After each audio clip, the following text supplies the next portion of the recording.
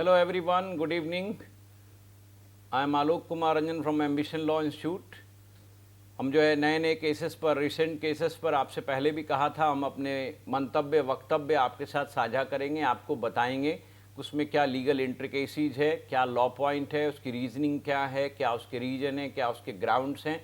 तो हम बेसिकली न्यायालय के निर्णय की विवेचना करेंगे और रिसेंट केसेस को समझेंगे। इसी संदर्भ में आज हमने जमाते उलेमा गुजरात बनाम Gujarat Jamiat Ulama Gujarat versus state of Gujarat का केस लिया है, जिसमें Gujarat freedom of religion act पर अंतरिम आदेश लगाने की मांग की गई थी अनुच्छेद 226 संविधान के तहत। आपको पता है आर्टिकल 226 में हम प्रेयर कर सकते हैं इस प्रकार का। तो आर्टिकल 226 में लोग हाई कोर्ट गए और उन्होंने ये प्रेयर किया हाई कोर्ट के समक्ष कि भाई ये जो लॉ है Gujarat freedom of religion act as amended by 2021 act, now it interferes with freedom of religion and it is also now against article 21। ये अनुच्छेद 21 अनुच्छेद 25 इन सबों का उल्लंघन करता है और हमारे पर्सनल चॉइस और पर्सनल फेथ के साथ कहीं ना कहीं ये इंटरफेरेंस करता है। तो इसी आधार पर लोग न्यायालय गए और न्यायालय में उन्होंने मांग की कि इस पर जो है इंटरिम स्टे लगा दिया जाए जब तक सुप्रीम कोर्ट इस पर निर्णय नहीं देता और इसकी कॉन्स्टिट्यूशनैलिटी डिसाइड नहीं कर देता है। अब हम इस लॉ को समझें, इस हाई कोर्ट के जजमेंट को समझें, इससे पहले ही आवश्यक होगा कि आप Gujarat freedom of religion act 2003 के कुछ धाराओं को समझ लें और उसी प्रकार से 2021 एक्ट में क्या अमेंडमेंट लाया इसको भी आप थोड़ा समझ लें, तब आपको शायद समझने में सहूलियत होगी। तो let me tell you very quickly कि भाई इस एक्ट में जो Gujarat freedom of religion act 2003 है, 2003 का ये एक्ट है जो Gujarat freedom of religion act है, इसमें सिर्फ 8 धाराएं हैं। 8 धाराओं में जैसा आप जानते हैं पहले तो शॉर्ट टाइटल एक्सटेंट इत्यादि लिखा रहता है। सेक्शन 2 डेफिनेशनल है जिसमें ल्योरमेंट कन्वर्जन फोर्स फ्रॉड को इन्होंने डिफाइन किया। Section 3 is very important which says कि किसी भी प्रकार का जो रिलीजियस कन्वर्जन होगा उसको हम लोग पनिश करेंगे। रिलीजियस कन्वर्जन ना, इसमें जो भाषा का इस्तेमाल किया गया है, no person shall convert or attempt to convert either or directly or otherwise any person from one religion by use of force, voluntary नहीं, use of force, allurement or fraudulent means, or nor shall any person abet such conversion। तो force, fraud, एल्योरमेंट के आधार पे आप कोई conversion नहीं करेंगे या ना उसको अबेट करेंगे। तो सेक्शन 3 यही कहता है 2003 एक्ट का, और सेक्शन 4 उसको पनिश करता है। सेक्शन 4 में इन्होंने कहा कि भाई आपको इसके लिए 3 साल की सजा और 50,000 रुपये का फाइन लगाया जाएगा, और यदि विक्टिम माइनर होगा, वुमेन होगी, SC ST होगा तो आपकी सजा 4 साल और फाइन 1 लाख रुपए का होगा। अब देखिए नए लॉ में क्या आ गया। नए लॉ में इन्होंने कहा कि देखो भाई ये अल्योरमेंट का जो परिभाषा है वो स्पष्ट नहीं है, तो इसमें इन्होंने नए ग्राउंड्स जोड़ दिए, better life style, divine blessings and allurement for marriage को भी अल्योरमेंट बना दिया। यानी किसी दूसरे रिलीजन के लोग से यदि आप शादी करते हैं और उससे कन्वर्जन होता है तो उस आधार पर आपको सजा दी जाएगी। तो forcible religious conversion by marriage को भी एक ग्राउंड बना दिया जो कंट्रोवर्सी हुई जहाँ से।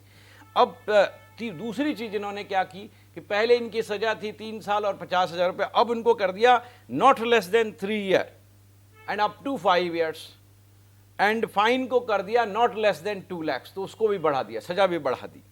नए लॉ में इन्होंने ये भी व्यवस्था कर दी कि यदि इंस्टीट्यूशन और ऑर्गेनाइजेशन इसमें कहीं शामिल होता है तो जो उसका कर्ता धर्ता होगा उसको भी सजा दी जाएगी। तो उसमें इन्होंने सजा कर दी 10 साल तक, 3 साल मिनिमम है, 10 साल तक की सजा है और 5 लाख रुपए का फाइन इम्पोज किया जाएगा। तो ये नई नई बातें ला दी। और फिर उसमें एक बहुत बड़ी व्यवस्था 2021 अमेंडमेंट एक्ट में इन्होंने किया, जिसमें इन्होंने कहा कि डिम्ड पार्टिसिपेंट्स को भी हम पनिश करेंगे। डिम्ड पार्टिसिपेंट्स कौन हैं? तो इस पे इन्होंने व्यवस्था दी और कहा कि पर्सन जो इनेबल करता है, एड करता है, अबेट करता है, उसको डिम्ड पार्टिसिपेंट माना जाएगा और उसको भी वही सजा दी जाएगी। और यहीं से कंट्रोवर्सी की शुरुआत हुई। इसके अलावा मैं आपको बता दूं, इस नए लॉ में 2021 अमेंडमेंट एक्ट में इन्होंने स्पष्ट किया कॉम्प्लेनेंट कौन हो सकता है। तो एग्रीड पर्सन तो हो ही सकता है, उसके पेरेंट्स हो सकते हैं, ब्रदर सिस्टर हो सकते हैं, और any person related by blood, marriage और एडॉप्शन भी हो सकता है। यानी MBA, marriage blood adoption, MBA याद रखने के लिए आपको बता रहा हूं।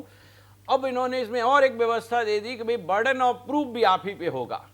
जो एक्यूज्ड है वही प्रूव करेगा, वही साबित करेगा कि उसने अपराध नहीं किया है। तो this is really onerous, it is also against criminal jurisprudence, you are considered not guilty till guilt is proved, but here it will be presumed guilt and then you will have to prove that you are not guilty।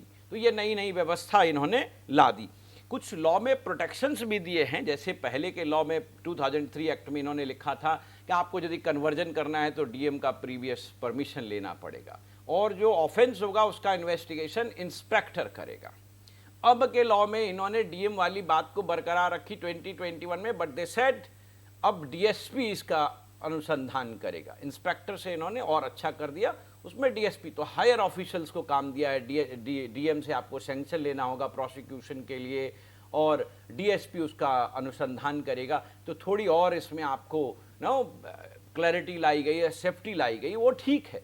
But ऐसा section 3 को अब पढ़ के लगता है कि जैसे कोई यदि मैरिज अदर रिलीजन से हो रहा है और उसके कारण कन्वर्जन हो रहा है, तो ऐसा मानो कि ये जो है रिलीजियस कन्वर्जन मैरिज के ग्राउंड पर हो गया, और जो भी आदमी ऐसी इंटरफेथ मैरिज और इंटर रिलीजियस मैरिज करेगा उसको सजा दी जाएगी। सेक्शन 3 को पढ़ के ऐसा आभास होता है। आपको ये भी बता दें कि पहले के लॉ में लिखा था ये नॉन बेलेबल कॉग्निजेबल ऑफेंस होगा, यानी संज्ञेय अपराध, उसमें अरेस्ट हो सकता है, पुलिस एफआईआर करेगी। अब के लॉ में इन्होंने लिखा नॉन बेलेबल एंड कॉग्निजेबल, उसको नॉन बेलेबल भी बना दिया, यानी बेल आपको नहीं मिल पाएगा। वो आप स्पष्ट हो जाए, आप बेल लेने के लिए आपको न्यायालय जाना पड़ेगा, यानी बेल आपका अधिकार नहीं होगा, आपको बेल लेने के लिए न्यायालय जाना पड़ेगा। तो ये नई नई व्यवस्थाएं इसमें दी थी। तो मुझे लगता है कि लॉ तो आप समझ गए होंगे। बेसिकली लॉ का मकसद है inter religious marriage and inter religious marriage on the ground of conversion and with conversion is basically punishable. इसी पर गुजरात हाई कोर्ट में वाद आया, और अब गुजरात हाई कोर्ट को निर्णय देना था। इसमें इन्होंने चैलेंज किया बहुत सारे सेक्शंस को कोट करने से यहाँ फ़ायदा नहीं होगा आपको, बट मेन पर्पस इनका यही है कि भाई ये जो प्रोहिबिशन है on this presumption that such a marriage inter religious marriage is for the conversion, ये वाला जो व्यवस्था है ये गलत है। इसको मैरिज पर से जो है प्रोहिबिट कर रहा है, मैरिज पर से को ये प्रोहिबिट कर रहा है, यानी लोगों के फ्रीडम ऑफ चॉइस को ये कहीं ना कहीं इफेक्ट करता है। इसी बात पर गुजरात हाई कोर्ट में ये वाद लाया गया, और गुजरात हाई कोर्ट ने इसमें कहा भी, स्टेट ने कई सारी दलील दी, वही बोला कि वे डीएम से सैंक्शन लेना होता है, डीएसपी अनुसंधान करेगा, और ये पर से प्रोहिबिटेड नहीं है, only on the ground of allurement, fraud, force और फोर्सफुल कन्वर्जन को ही हम प्रोहिबिट कर रहे हैं। बट न्यायालय ने इस बात को मानने से बिल्कुल इनकार कर दिया, और न्यायालय ने इस पर कहा कि भाई देखिए ऐसा है कि now this is a different era, this is era of liberty, and in era of liberty article 21 is sacrosanct।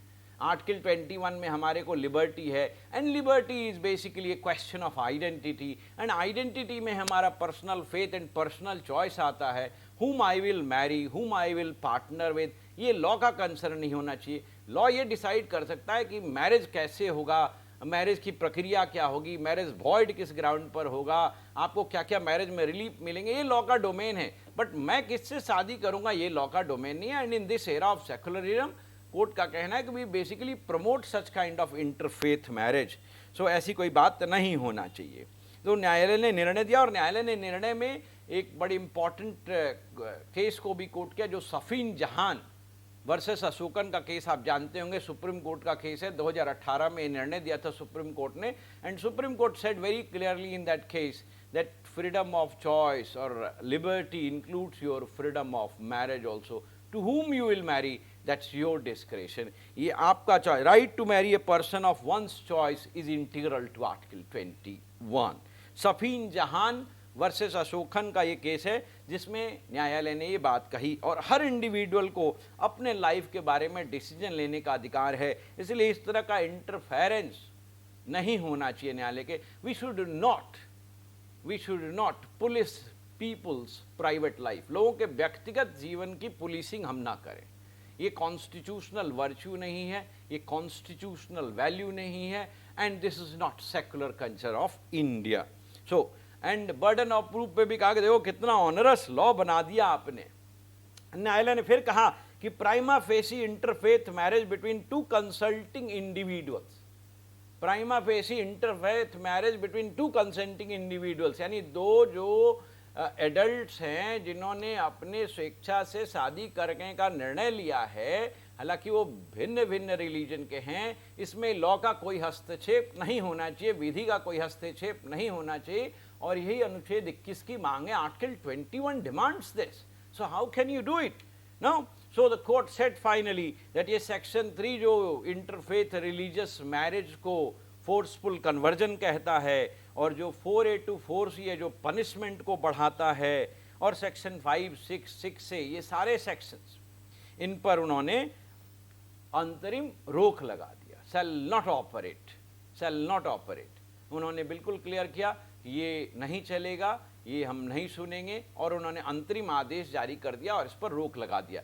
Now it will be very interesting question before supreme court to see how it will be taken by supreme court. सर्वोच्च न्यायालय अनुच्छेद 21 जो हमारे स्वतंत्रता की बात करता है, अनुच्छेद 19 जो हमारे स्वतंत्रता की बात करता है, आर्टिकल 25 जो फ्रीडम ऑफ रिलीजन की बात करता है, and this country is moreover a secular country. हम intercaste marriage, inter religious marriage को क्या प्रमोट करना चाहते हैं या उसको डिमोट करना चाहते हैं? We are talking of uniform civil code. हम भारत के सभी नागरिकों से अपेक्षा करते हैं वो भारत के नागरिक के रूप में रहें, तो वैसे में ये व्यवस्था क्या सही होगी, क्या गलत होगा? It will be very interesting issue to watch what supreme court says. Now the views are purely objective, and I am not concerned with any view taken by anyone. I have dealt with the matter only with legal aspects. So if I have crossed my limit somewhere, please excuse me for that. But I think that you must have understood. Listen it again and again. Now it will be available on YouTube channel of Ambition Law Institute. Please watch, share, like, and I'll come with another video. Thank you very much.